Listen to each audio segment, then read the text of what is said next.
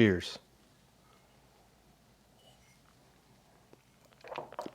This is basically a public service announcement. I picked up this bottle of High West High Country.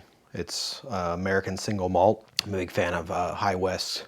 They're out of Utah, and they're known for their blends, but they make various whiskeys. They make some other things too. But I hadn't even heard of this, and I was at Total Wine. I had a coupon for like a $2 off a bottle. So I figured I'd take a little stroll through the whiskeys. And I generally always look at the bourbons, ryes, and the American whiskeys. And I was talking to one of the staff. You know, he's like, "What do you want?" Basically, I'm just wanting to try something new, and you know, kind of told him what I like. And he was recommending some different ryes. And then, you know, when I mentioned High West, he's like, "Oh, did you know about this High Country? This new bottle?" And I was like, "I never heard of it." And go look at it, and it's a little pricey. It's like it was like $73, you know, minus the $2 coupon. And I like American Single Malts. Well, I like some of them. Stranahan's is an American Single Malt out of Colorado. Big fan of it. I mentioned it in my other video. But I didn't know High West even made this. I hadn't never seen this bottle before. Hadn't heard anything about it. And kind of, you know, like I kind of mentioned, you know, sometimes you take a gamble. I bought this bottle hoping, you know, I'd love it. I don't love it, unfortunately, so there's not much information out there on YouTube especially, so I figured I'd get this video out there. I wouldn't recommend this unless if you like Michter's American whiskey. They call it literally the American whiskey. It's I think it's maybe it's an American Single Malt. I think it has varying opinions. Some people like it, some people don't like it at all. I'm not a fan of it. It was super vanilla-y, and unfortunately this is very vanilla-y too. There's just a ton of vanilla on the nose, and the first taste is just, it's like really strong.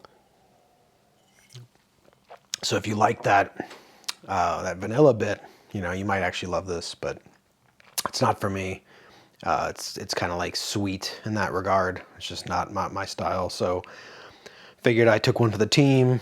You know, there's not a lot of information about this. It looks like it's either like a limited release. I mean, literally says limited supply, sort of like the Rendezvous Rye. Total Wine doesn't even have it on their website for or at all, not even just for my local Total Wine store. But even if you don't even put in a store, it doesn't bring it up. So this is pretty new, I think, and you know, I wouldn't recommend it. If it was $40, or even if it was priced like they're cheap, you know, cheap in quotes, they're, you know, $31, $32 bottles. I think if this was $32, you know, it'd be worth something different, like to try it. And like I was saying, maybe 40, 45, especially if you're into that vanilla. Okay, maybe this could be something up your alley. But for $72, it's totally not worth it. It's good. I'll drink it. You know, it's good enough. It's not, I don't know if I'd call it good. It's not bad.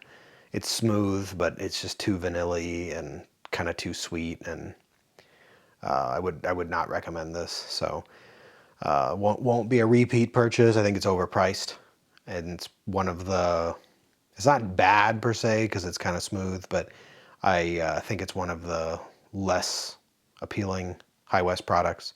Definitely Rendezvous Rye over this, Prairie Bourbon over this. Both of them are, you know, noticeably cheaper. Maybe the double rye was less impressive than this, and I actually like the flavor of the double rye, I think, more, but it was a little bit harsh. This is really smooth, so maybe that's a benefit for it. I may, even though it's so expensive, maybe try a old fashioned or some kind of cocktail with it.